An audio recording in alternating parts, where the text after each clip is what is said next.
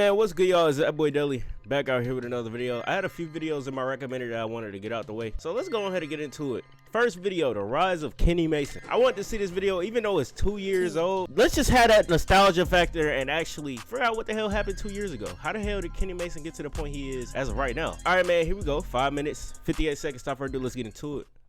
In the beginning of August, IDK and JID teamed up to release a collaborative single, Serial. Over a beat backed by a loop Who remember the Serial reaction? Vocals and cold lyrics by using constant juxtapositions and wordplay to relate serial and serial murder. IDK and JID are not the only artists who had a chance to participate in this peak wordplay though, as the third player, Atlanta rapper Kenny Mason, also laid down a verse. He pens his share of serial and serial killing bars, but he seamlessly detours to create a detailed narrative about a hypothetical but gruesome murder. In just 24 bars, Kenny proves himself to be a gifted rapper, and that stood out to myself and others, as this was his first collaboration with any major label artist. Prior to Serial, I had heard Kenny's name online, but I assumed he was just like any other rapper who was prophesized to blow up. But I was wrong, because I now believe he will live up to expectations. With just one project too, his album Angelic Hood Rat, my confidence is there. Before too much praise, let's start from his beginnings. For his musical beginnings, Kenny Mason began writing raps around age 12 after being fascinated by Lil Wayne. Kenny is 25 now, so that would have been around the time that Wayne was arguably at his peak, which makes it obvious why he idolized Wayne so much. At age 14, Mason watched a then 24-year-old Kid Cudi share in an interview that he dedicated his life to becoming a rapper at the age of 14, which caused Kenny to shift his then 2-year hobby into his life's dedication in the same way. To look forward, Kenny's early history is quite muddy because his releases are spread across many different Bandcamp and SoundCloud accounts. On a SoundCloud page under the name House 9, which is quote, a collection of Kenny's homies all dedicated to betterment, unquote, were 3 intact projects, with these being TV Dinner, a 2014 collaborative mixtape with Clark Scott, The Super Tape, a 2016 collaborative mixtape with DVDX, and a 2016 mixtape by House 9 titled The...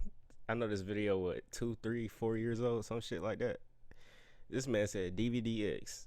Big 9 Theory, on which Mason sticks out as the best artist. On Bandcamp, I was able to find the companion mixtapes Freemason and Freemason 2, both released in 2015. The first of these, TV Dinner, is a super experimental and out there tape that showcases Mason and Scott trying their hand at a wide variety of musical lanes. It has its flaws and is definitionally amateurish, but it is still a really interesting listen. About the project, Mason said the following, quote, "That was me trying to teach myself how to make beats for me and my homeboys, and figure out how to work autotune, how to record, and make art at the same time. It's the definition of experimental," unquote. The Freemason tape saw Kenny's production and vocals mature, but he definitely embodied the Atlanta sound of the time because his beats fit perfectly into that 2015 trap landscape, and some of his vocal inflections sound definitely Young Thug inspired. From Freemason 2, Stay Connected also seems wildly Drake influenced. A year later on the Super Tape with DVDX though, it was clear that Kenny's musical chops had seen major improvement. He went from figuring out, quote, how to work autotune, unquote, into harnessing it as one of the centerpieces of many of his tracks, and expanding his vocal range to the point that he cemented himself as a gifted vocalist in my opinion. After these early mixtapes, it seems as though Mason spent 3 years releasing a long string of singles and loosies rather than full-length projects. Some of these efforts include a 3-track mixtape titled Avondale Angels released in early 2017, the tracks DS and For Real that were released as part of his Wireless Wednesdays, a plan to release a track every Wednesday for all of November and December 2017, and then finally, another 2017 tape titled Kenny Turns 22 that has since been wiped from streaming services, although some songs remain available. Across all of these, it became clear that Mason was working on his craft from behind the scenes and honing in on his pen game in anticipation of and in preparation for a debut album. This debut album would be Angelic Hood Rat, released on April 15th, 2020. Preceding the album would be 3 singles, beginning with the song Hit in October 2019, which is... This is exactly how I found Kenny Mason. I always tell this story when I can. I found Kenny Mason, it was like 3 a.m. in the morning, bro. 3 a.m. in the morning. I go on YouTube and I just see Hit pop up in my recommended. I'm like, what the fuck is this? So I click on the goddamn video and I'm like, hold on, this nigga actually hard as shit. So a few days later from when I watched that video, that's when Metal Wings dropped, and then that's when I made the reaction. Followed by its title track Angelic Hood Rat and Metal Wings. Of these, Hit comes across as the most important because it's... And I was at like what, 400 subscribers at the time? Holy shit. Rightfully named as it is Kenny's biggest song to date. Kenny pens his hunger to quote hit or quote make a few bands, unquote. The type of hunger for street success that Kenny is penning here seems to be a reflection of his hunger for success in the music industry. Months after these singles, Kenny would release Angelic Hood Rat to acclaim from the underground and his fans. While the project is a culmination of everything that Mason had been experimenting with since since 2014, the elements of emo, metal, and punk that were combined with hip hop that were layered across the album were highly celebrated. The hunger I mentioned that could be seen in Hit is all over this album. It is basically a tale of Mason trying to escape the hardships of his youth in Atlanta while maintaining his values of friends and family. On the subject of Atlanta, it should be noted that there is imagery and mention of Atlanta all over this album, whether that be the prominent Braves jersey seen in the Hit music video or the constant bars about his Atlanta neighborhood of Pittsburgh. This thing is Atlanta centric. Also, another primary theme of the album is the use of Kenny's dog in a variety of ways. Ultimately, this album is really great, with standout tracks for me being Chevron, Hit, and its title track. After Angelic Hood Rat, Kenny would be, as mentioned, a part of the killer track Serial. While this track has already been covered, it should be noted that JID has hinted that another collaboration is on the way. Since Serial, Kenny has been intermittently uploading. Bro, that's stick shit, bro. Listen, in a pit, that shit is crazy.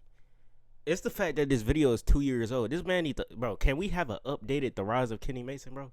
We need an update. Lucy tracks on YouTube, with these including Storm and Give with Deontay Hitchcock. Storm is one of my favorite songs. Relatively simplistic, in that they are usually Kenny spitting a verse or two backed by a low-key beat. That label is not to discount their quality though, because the lyrics are top tier in their creativity and are extremely intimate. They give a great insight into Mason's perspective on his past, current situation, and his position in hip-hop. Also, while not a Lucy, Mason uploaded a video reminiscent of a color show titled Strayza 1, in which he rapped some of his verses over the course of 8 minutes. For all these uploads, I really appreciate that in every video's comment section, Kenny's directly engaging with fans. I would usually discount a Lucy series like. That's one thing I would say about this nigga Kenny. I know I'm pausing the video a lot, but this is one of the videos that I could talk. Bro, one thing I would say about this man Kenny, he engages with his fans. No matter who the fuck you are. Even to this day, he still engaged with his fans.